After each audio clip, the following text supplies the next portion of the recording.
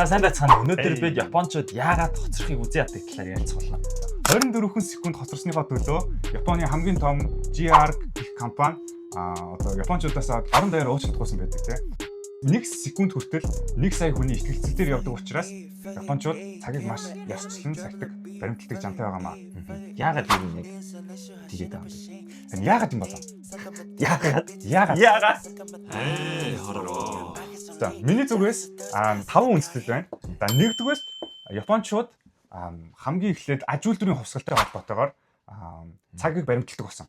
За хоёрдугаарт мэдээж боловсрал тэгээ нийгмийн систем нь нэг хүн хоцроход бүх хүмүүс төвөг учруулдаг учраас за нэг л хүн хоцроход тэр систем бүгдлээрээ зогсох учраас ер нь бол маш хүчтэй, маш зарчимтай цагийг баримтлагдаг.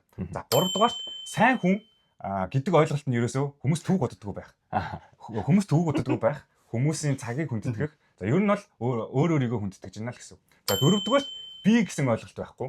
Бид бүгдээрээ гэсэн ойлголт байгаа учраас ганцаараа би хоцорлоо гэж бодоход бүх хүмүүст төвөг учруулах үүднээс тий цагийг бол маш сайн баримтлагдаг байх нэ. Мэдээж нэр хүнд тий чи хоцрохгүй байвал тэр хүмүүсийн итгэлийг олж авч байна. Хүмүүс чамд итгэл хүлээлгэж байхад чи хоцрол тэр хүмүүсийн итгэлийг атж байна гэсэн. За хамгийн сүүлд нь Япончууд харин секунд бүр дээр мөнгө бодогдчихдаг учраас бас тий цагийг маш сайн баримтлагдаг байна. За тэгээд ер нь яагаад анханасаа энэ бүхэн одоо бий болсон юм болоо тий. Ер нь яагаад энэ дээр надад нэг юу байна.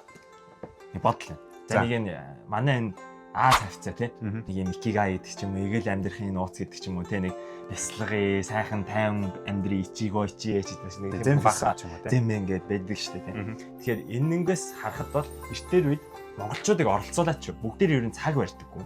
Тийм шүү дээ. Монголчууд ер нь л дээ өдөөс өмнө өдөөс хойш гэдэг хоёрхан цагтай шүү. Хоёрхан цагтай тий. Тэгээд ерөөсөө ингээд яг байгаадаа төвлөрдөг. Одоо юу хийж ийн яг тэрэндээ сайхан төвлөрдөг. Ингээд нэг тийм тайван сайхан юмны бас гоё сайхны ингээд мэдэрдэг юм арт хүн байдаг гэсэн юм л байна. Одоо би ингээд Японы гэрт ингээд очиод яг юм дээр үеийн гэрт очиод үзэхээр ингээд балконыг нь одоо онгойлгож байгаа юм л да. Гардных нь одоо хаалгын. Тэнгуут ингээд нэх гоё юм мод. Тэр нэг модын нэг амар гоё хайчил мэцэлцэн. Ингээд саглаалгаж оруулах юм гэсэн ойлгох таахгүй ингээд хайчил мэцэлцэн. Тэснэ нэг юм жижиг уус мос тэнд нарыг нэг алтан загас багсч явж байгаа шиг тий. Тэнгуут өөртөө ингээд нэг цайны ослол гэл нэг цай авах га ямар их болт юм бэ ингээд яах юм ингээд баруун зүүн тийш эргүүлэх ингээд амсахын тэгснэ нэг тэр жижиг юмнаас идэх ингээд өөрөөр хэлбэл маш юм гоё тайван өөрсдийнхөө пэсээр өөрсдийнхөө ингээд хурдаар амьдэрдэг тийм нөхдүүд одоо байсан гэж ойлгоо та. Монголчуудаас ялгаагүй тий. Сайхан тэгэл адууга ингээд уул хадантаар явуул тий. Юу хон малаада хариулаад ингээд сайхан явж идэг. Тэгэхээр ерөнхийдөө бид нэр Азчууд анханаас ер нь цаг барьдаггүй юм шиг байна. Тэгээ судлаад үзсэн чинь яг тийм байна. Эдогийн үе хүртэл одоо 1800-аад он хүртэл ер нь бол Японч цаг барьдаггүйсэн. Өөрөөр хэлбэл нар гарахаас эхлүүлээд нар жаргах хүртэл одоо нийт цагийг 6 хуваагаал ерөнхийд нь ингээд тооцдог. Тэгүн гута зарим одоо улиралдаа богинохон, заримдаа одоо урт гэдэг ч юм уу ингээд янз бүрээр хэмждэг байж лээ. Тэгэхээр ийм цаг үед л яавч цаг барихааргүй байсан баримтлах боломжгүй байсан байна. Яг зөв. Гэтэл Мэйжигийн үе гарч ирснээс хойш Япончууд 24 цагийн системийг бий болгож л дээ. Тэгээ тэн дээр нэг гол нөлөөс юм Япончууд нөгөө баруун руу гараад нөгөөддөө ингээд харилцаад үтсэн чинь бид нар чинь барууныхантай харьцуулахад цаг маг гэдэг зүйл барыг байхгүй шахуу. Амар хоцорцсон явж байгаа юм шүү.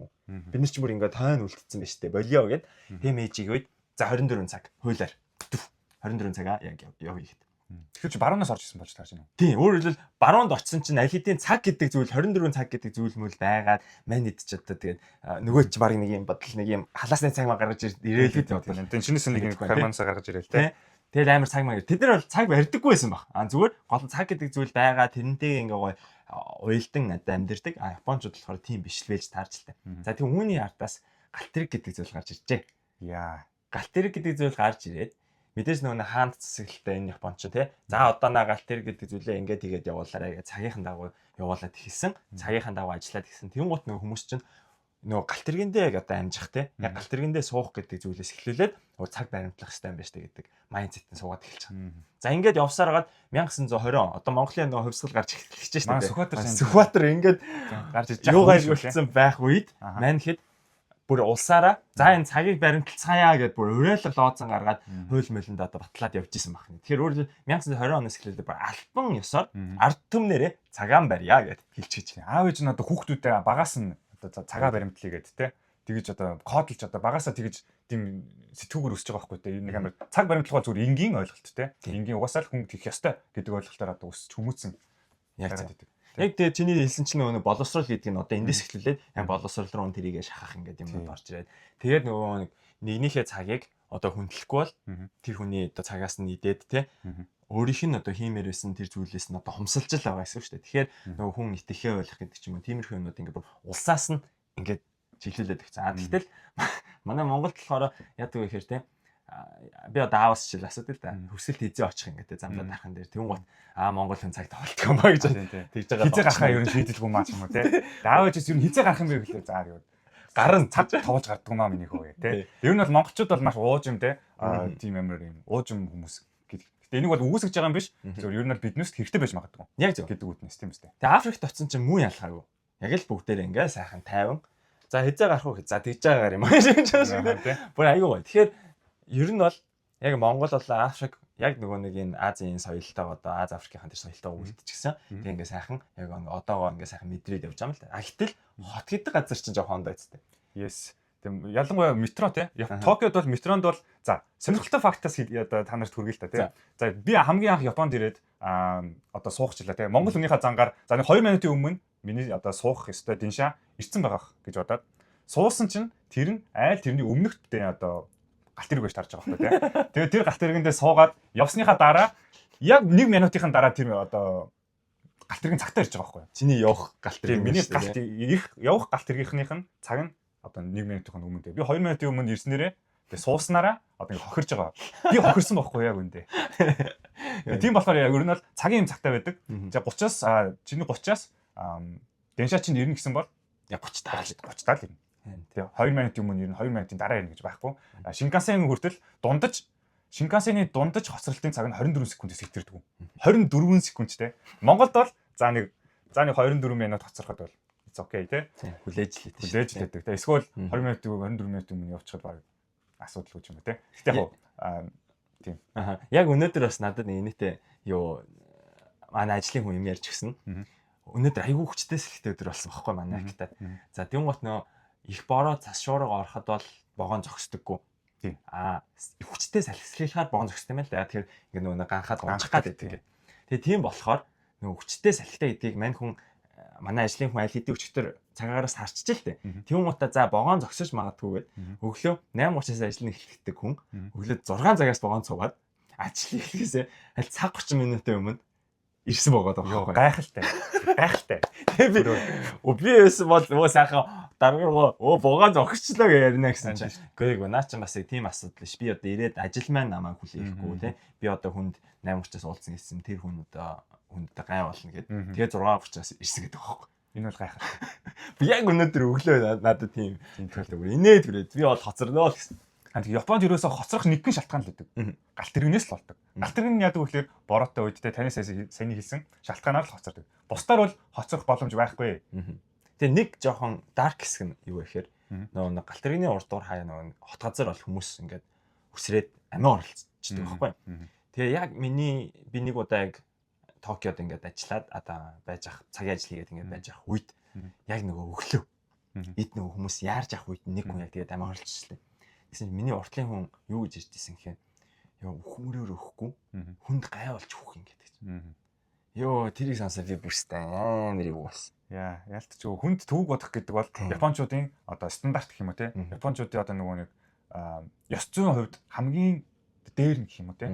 Хамгийн дээр нь орчиж идэг зүйл учраас цагаа баримтлах бол маш хамгийн одоо дээд те хүмүүсийн цагийг хүндэтгэх.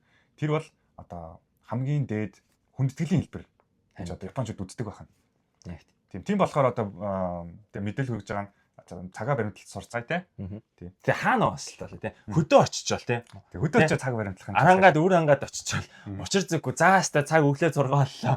Хин маландаа явъя гэдэг ахал ямар ч утгагүй те. Нар гарлаа хиндээ явлаа. Нар буулаа хинээс тэгэл болоо шүү дээ те. Тэр ч нэг байга зөө тасаж зөгтөж амьдрын гэдэг юм байна. Японд сурах гэж байгаа бол харин нэг анхаарах зүйл нь манай одоо сенпай байдаг академик сургуулийн за нэрийг хэлээд яах вэ? Тэгээ Монгол хүн биш шүү. Япон 5 минут төгсөлтийн ажлыг хураалгахаас хоцорсон юм байна л да. Тэгээ нэг жил үлрээ бид нарт амт өгсөн. Зөвхөн 5 минут хоцорсныхаа төлөө өлөрчиж байгаа байхгүй тий. Ийм амар харамсалтай бас 5 минут тий. Харамсалтай. Бүх нөгөө кредит энтри авцсан төгсөлтэй ажилд маш сайн ажил болсон. Тэгээд зүгээр л ингээд оцорсон байхгүй. Гэхдээ яагаад оцорсон гэхээр принтер нь ажил явах. Тэгээ яг нөгөө юмны цаг толгоор заавал нэг асуудал гардаг шүү дээ. Принтер ажил хаавлах, одоо гинт тоог тасрах, компьютер нөгөө Microsoft бол апдейт хийх гэдэг. Яг тийм бол нарийн зүйлүүдийг сайн тооцоолж ер нь бол тэгээ хоцрохыг хүсэхгүй бол аль болохыг эртгэн. Японууд бол угаасаа бүр аль эртнээс жилийн өмнөөс 2 жилийн өмнөөс аль хэдийн төлөвлөсөн байдаг тий. Хүслийн ажил аль 7 хоногийн өмнө л ерөнхийдөө бэлдэж тавьчаал. Засах юм байвал артаас нь засаа. Юу ч дуусчихдаг. Тэгээ засах юм артаас нь ингээд засаа явдаг. Ямар нэг асуудал болох дэс нөгөө нэг мяга өгч тэгээд тэнцэж штэ тий. Энээс маш их суралцах зүйлүүд бол биднээс арай эвгүй их байгаа. Юмыг эртнээс нь төлөвлөх, цагийн менежмент гэх зүйлүүд тий. Тэгээ ер нь бол японочууд бол цагийн менежментийг маш сайн одоо нягт сайн хийж чаддаг юм бол бидний одоо өдөр тутмын амьдралаас бол мэдээж ингээд энгийн ойлголттой энгийн юм шиг сонсож байгаа мөртлөө маш амар чухал поинтууд шалтгаанууд байгаа даа л та тийм болохоор биднээс амар хэрэгтэй гэж магадгүй гэсэн үднээс одоо бичлэг хийлээ. За тэгээд subscribe, like, comment битгий мартаарай. Тэгээд өөрийнхөө найзуудаас түгээгээрэй гэж хүсмээрээ. Бид хоёр цаашдаа олон гой сонирхолтой сэдвүүдийг ярмаар байна. Гэтэл зарим тохиолдолд бид хоёр юу ярих бас мэдэхгүй тохиол байна. Тийм болохоор комент хэсэгт сэтгэлээ үлдээх битгий мартаарай. За тэгээд дараагийн бичлэгүүдтэйгээ уулзлаа баярлалаа. Ахин хэлбэл like, subscribe битгий мартаарай.